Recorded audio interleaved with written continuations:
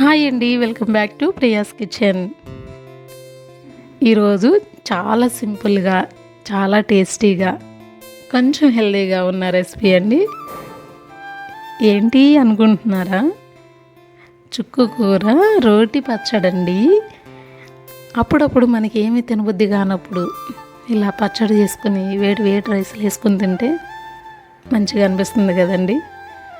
నేను ఇక్కడ 3 కట్టలు చుక్కకూర తీసుకున్నానండి. బాగా క్లీన్ చేసుకుని ఇలా కట్ చేసుకోవాలి. ఆకుకూర ఎప్పుడు కట్ చేసినా కూడా ముందు క్లీన్ చేసి కట్ చేసుకోవాలండి. కట్ చేసిన తర్వాత క్లీన్ చేయకూడదు. చిన్న ఆనియన్ కూడా కట్ చేసుకున్నానండి. స్టవ్ ఆన్ చేసి బాండి పెట్టుకుని 2 టేబుల్ స్పూన్ ఆయిల్ యాడ్ చేసి ఒక 10 నుండి 12 వరకు ఎండుమిరగాయలు తీసుకుని అవి కూడా దోరగా ఫ్రై చేసుకోవాలి. ఇందులో 2 టేబుల్ స్పూన్ ధనియాలు కూడా వేసుకోండి, చాలా బాగుంటాయి. ఆనియన్ కూడా యాడ్ చేసి ఇలా దోరగా ఫ్రై చేసుకోవాలి. సిమ్లో ఉంచి ఒక 2 నిమిషాలు చేస్తే ఫ్రై అయిపోతాయండి. ఇలా ఫ్రై చేసుకుని వీటిని పక్కన ఉంచుకోవాలి. చాలా సింపుల్గా చేసుకోవచ్చండి, కానీ టేస్ట్ అయితే చాలా బాగుంటుంది. మిక్సీలో వేసుకునే వాళ్ళు మిక్సీలో వేసుకోండి.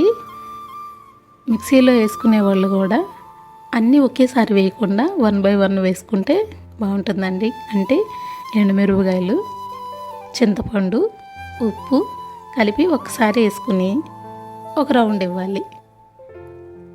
తర్వాత ఆకుకూర యాడ్ చేయాలి. అన్నీ కలిపి వేసేస్తే ఈ పచ్చడి అంత బాగోదండి.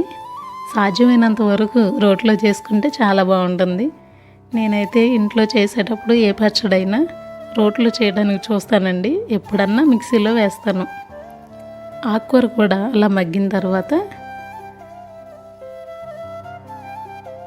రోట్లో ఎండుమిరపకాయలు యాడ్ చేసి ఇలా దంచుకోవాలండి.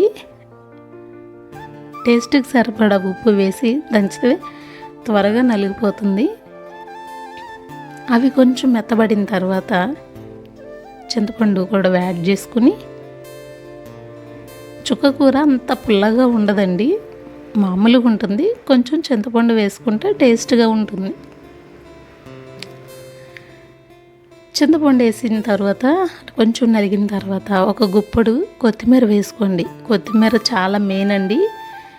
కొత్తిమీర కూడా వేసి చేస్తే దీని ఫ్లేవర్ చాలా బాగుంటుంది. అలా నలిగిన తర్వాత ఆకుకూర కూడా యాడ్ చేసి మెత్తగా నలిగిన తర్వాత ఒక 10-12 వెల్లుల్లిపాయలు కూడా వేసి దంచుకోవాలి. ఇలా ప్రిపేర్ అయిన తర్వాత ఇంకేముందండి, పోపు పెట్టేసుకుంటే మనకి పచ్చడి ప్రిపేర్ అయినట్టే.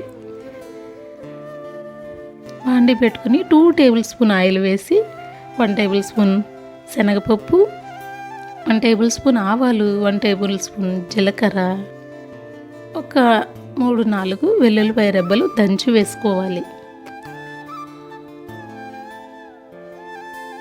ఒక 2 ఎండుమిరపకాయలు వేసుకోండి. ఫ్రై చేసుకున్న ఎండుమిరపకాయలు బాగుంటాయి. ఇవి కొంచెం చెట్టుపట్టమన్న తర్వాత ఒక రెమ్మ కరివేపాకు కూడా వేసుకోండి. ఏ పచ్చడి తాలింపు వేసినా అండి కొంచెం పసుపు వేసుకుంటే దాని కలరు, దాని రుచి చాలా బాగుంటుంది. పోపు వేసేటప్పుడు చాలామంది పసుపు వేయరండి. కొంచెం పసుపు యాడ్ చేసుకోండి, బాగుంటుంది. మనం రుబ్బు పెట్టుకున్న పోపులో పచ్చళ్ళలోకి ఈ పోపుని యాడ్ చేసి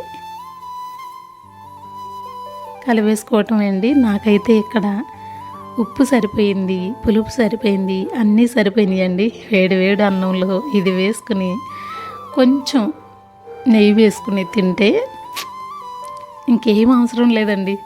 పచ్చడితోనే అన్నం అంతా తినేసేయచ్చు, అంత బాగుంటుంది. నేను ఈ పచ్చడి ఒక ఆంటీ దగ్గర నేర్చుకున్నానండి. ఆ ఆంటీనైతే ఇప్పుడు వరకు నేను మర్చిపోలేదు.